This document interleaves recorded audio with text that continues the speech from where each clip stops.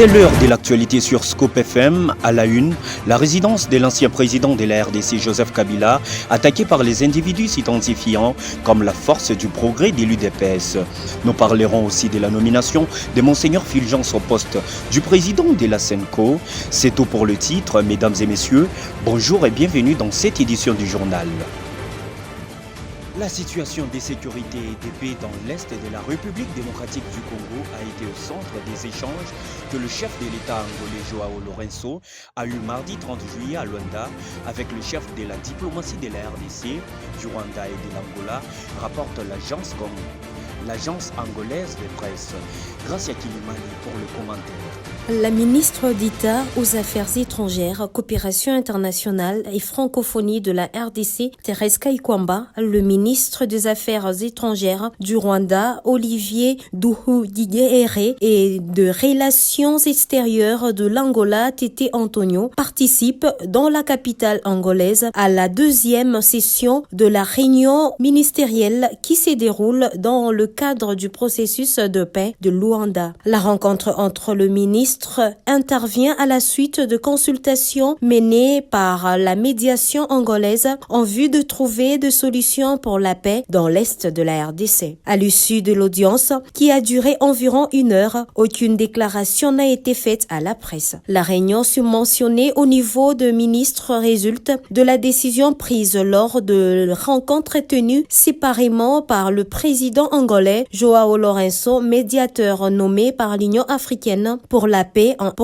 en RDC avec ses homologues de la RDC Félix Tshisekedi et du Rwanda Paul Kagame respectivement en février et mars 2024. Ces initiatives visent à encourager le dialogue au plus haut niveau et à rétablir un environnement de confiance entre les deux parties pour éviter que la crise politique actuelle ne se transforme en conflit régional. Le conflit dans l'est de la RDC qui dure depuis 2022 est mené par les forces du mouvement rebelle M23 qui sont soutenues par le Rwanda. Je l'ai annoncé au sommaire, la résidence de l'ancien président Joseph Kabila Kabange a été attaquée par des individus s'identifiant comme la force du progrès de l'UDPS. 2 d'entre eux portaient le visage du président Tshisekedi sur leur t-shirt et ont été arrêtés par la garde rapprochée du sénateur à vie. Olive Lembe, qui était présente sur les lieux, dénonce cette agression injustifiée. On l'écoute dans cet extrait choisi par Christian Mouchampa. J'interpelle le président de la République actuel. J'interpelle l'ex-ministre de la Défense, M. Jean-Pierre Bemba, qui, selon, entre guillemets, les informations reçues, ou était à la base de la destruction du périmètre sécuritaire de la résidence du président honoraire de la République démocratique du Congo, juste et seulement pour chercher la voie de passage de ce camion et aller construire sur son chantier qui se trouve à quelques mètres d'ici. Vous voyez maintenant les résultats de ce que vous avez cherché? Vous êtes content? J'en profite pour demander à Dieu, mon Seigneur, et faire les vœux que, mon Dieu,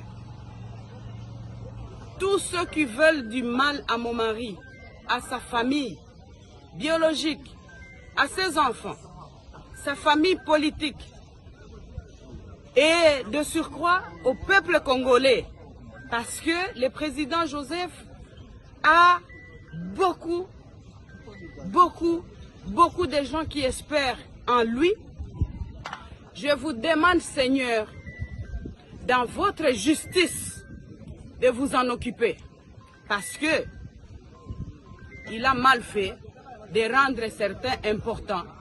Il a mal fait peut-être de valoriser certaines personnes qui, de leur vie, ne pouvaient jamais imaginer même porter une veste et avoir le respect qu'ils ont aujourd'hui.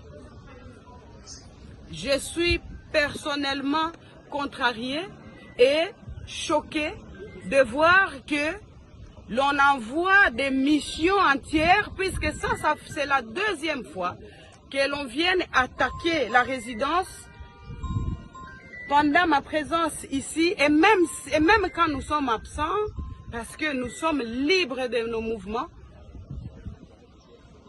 La deuxième fois qu'on vient attaquer, je suis là, pour, soi-disant, la mission de m'éliminer physiquement. Personne n'est éternel sur la terre de Dieu. Aki Sangani, le ministre d'État en charge de la justice, maître Constant Moutamba, lors d'une séance tenante en pleine rencontre avec les victimes des 6 jours, a ordonné le poursuite et l'arrestation du coordonnateur et PCA des Frivao, également présent à ses côtés. Sa décision s'est basée sur le rapport de l'inspection générale des finances et des témoignages recueillis auprès des victimes.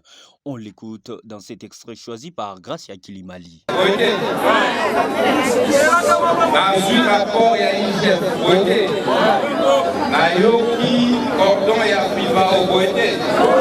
Na yambaki na Kinshasa na yoki sur base ya rapport ya boite na yambaki PCA na Kinshasa boite. Après confrontation na oyo nga auti oyoka awa na décidé sikoyo bango nyonso bazokende na parquet sikoyo.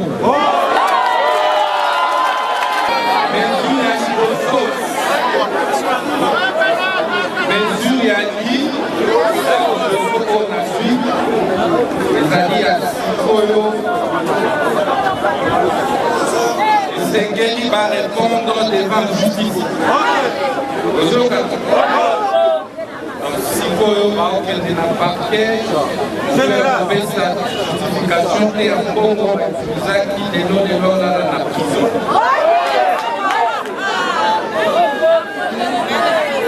Monsieur le PG a coordination ya Frivao, na OVDA, na bandeko ya ciel wana awa. Moto nyonso oyo amanipulaki mbongo ya Frivao. Oyo azokangama. Comme annoncé au sommaire, Monseigneur Fulgence Muteba, archevêque métropolitain de Lubumbashi, a officiellement pris ses fonctions comme président de la conférence épiscopale nationale du Congo, SENCO en sigle. La cérémonie des remises et reprises a eu lieu ce mardi 30 juillet 2024 au siège de cette institution ecclésiastique. Il remplace de ces faits Monseigneur Marcel Outembi, archevêque métropolitain de Kinshasa, après 8 ans de commande à la tête de la SENCO, afin de bien accomplir les missions pour lesquelles il a été élu. Monseigneur Muteba sera secondé par Monseigneur Étienne Ungu Eyoun comme premier vice-président, ainsi que Monseigneur Jean-Bertin Nadonier à la deuxième vice-présidence. Pour rappel, Monseigneur Muteba fut évêque dans la diocèse de Kilwa-Kasenga avant d'être nommé archevêque métropolitain de Lubumbashi en 2021.